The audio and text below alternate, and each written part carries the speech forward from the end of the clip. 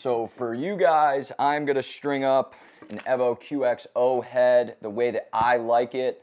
I started stringing when I was, I believe, in 5th grade, just in a little Warrior Lacrosse stringing packet, and just kind of tried to follow along the directions. The first head that I strung was a Warrior Helix, and they don't make those anymore, but that was my first head that I ever strung. So I'm going to take you guys through kind of how I like it. I use semi-soft mesh from Warrior. I really like it. I think it's soft enough, but not too soft, and it gives me enough feel on the ball to be able to kind of make plays and make quick decisions on the field. So I use a 9-diamond top. I stretch it out a little bit, 9-diamond top, and then I'll take you through kind of a few little nuances that I do with my stick. You know, in this pattern that I came up with, I really I've been kind of using a similar pattern since my senior year of high school, and it's just kind of evolved over the years based off of the heads that I've been using, as well as kind of what's working for me on the field. So I'll take you through it now. So one of the biggest things that I have found over the years with stringing, and I actually learned it from my high school coach, Coach Patron, is to make sure that whatever you're doing in terms of patterns or anything like that, you got to make sure that it's very, very tight. The looser that it is, the less consistent that it will be. So for me, I pull all the strings pretty tight and make sure that they're nice and locked down, and there's not going to be a lot of movement when there's a ball in my stick.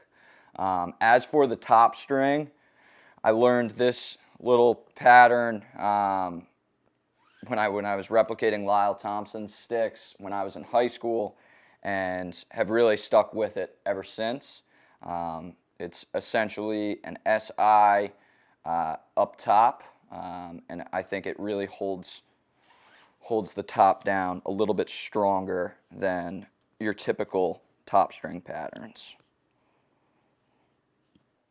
So here is the top string. As you can see, both sides are double knotted, and they're pulled as tight as they can to make sure that the top is grounded, so that way we can do everything else. If the top is loose, it's going to really affect the entire stick, at least what I've found over the years. So now let's move on to the sidewalls.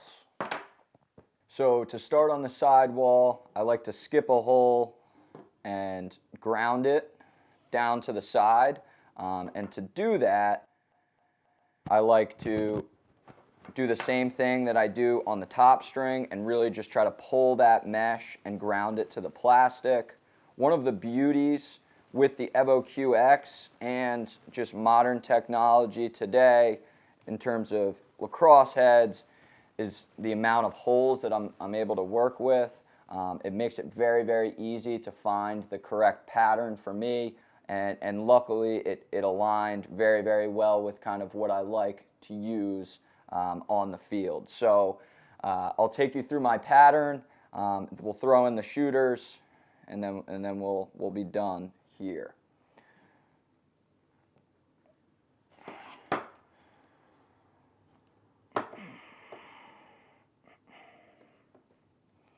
So I don't do anything crazy fancy. I don't have a crazy pattern or anything.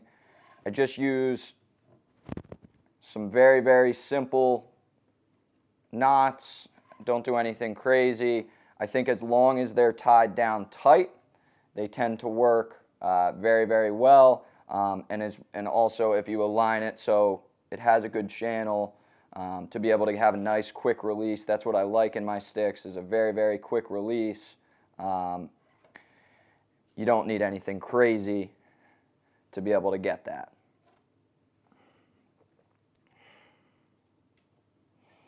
As you can see, I double up down here. I just do one double up throughout the entire head, but it's at a place where it is able to create a light channel so the ball can sit right in that mid range where I like it.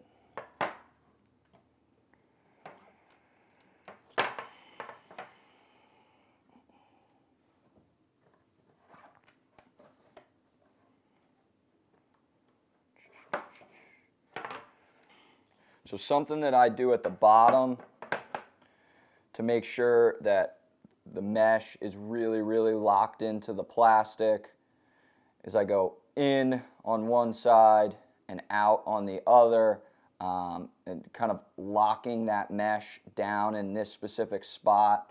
I think when people just go from an interlock or something like that into just tying it off, you don't get that really tight feeling and that tightness that you need for a consistent stick to throw.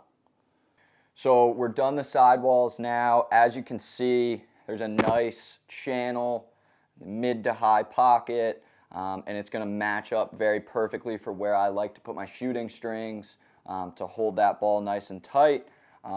I personally like to pound my pockets high because it's strung a little bit lower, but when I pound it up high, it creates a nice channel and it allows the ball to just sit in that mid area, which allows for that really quick release that I need to throw passes and shots in the game. So with my bottom string, I hook it around the back of the head and the back of the throat to pull the ball down a little bit, so that way when I'm cradling one-handed, it's able to sit right there.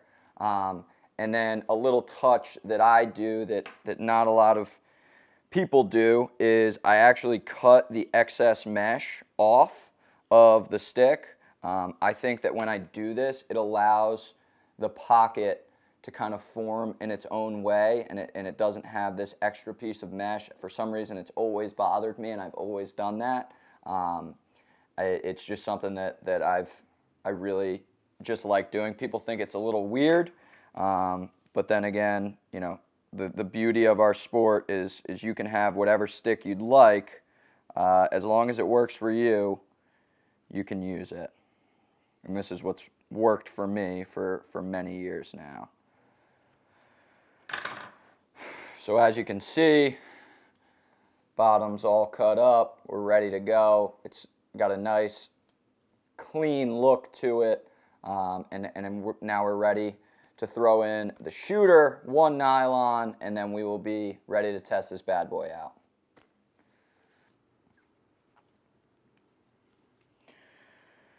So I don't like my shooting strings crazy tight. I don't want them crazy loose either. Got to kind of find that just right tension on this. And then once I do, okay, I've got it, tie it off, and then we can put in the nylon.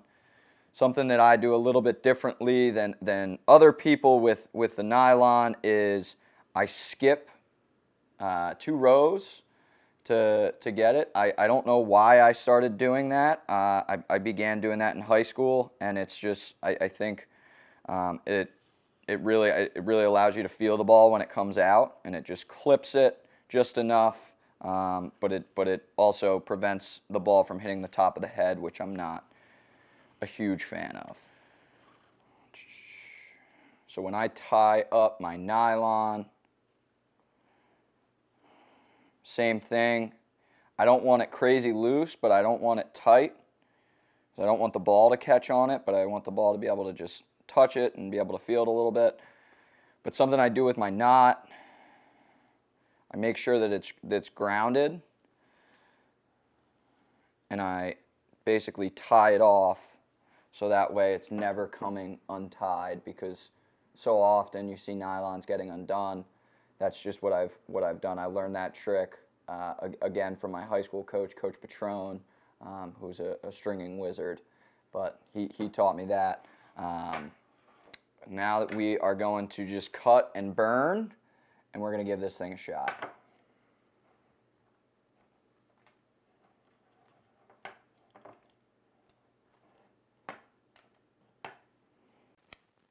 When I burn it, I want to make sure that it's still stringable, so if something rips, if something comes loose, I'm still able to kind of go back in and fix it up. I'll be honest, I have years of experience and I don't have a lot of feeling in my fingers, so if you need to use a paper towel or something like that, you can use that too. I don't have a lot of feeling because I've strung thousands of sticks in my day.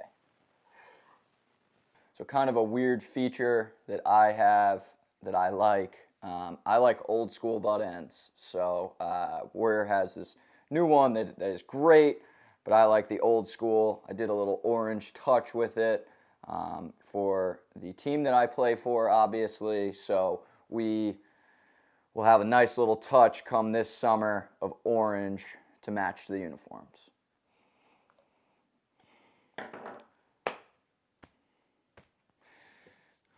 And we are ready to rock. Let's go test this thing out. We're gonna go to a little basketball court in South Philadelphia with my net and see what kind of damage this thing can do.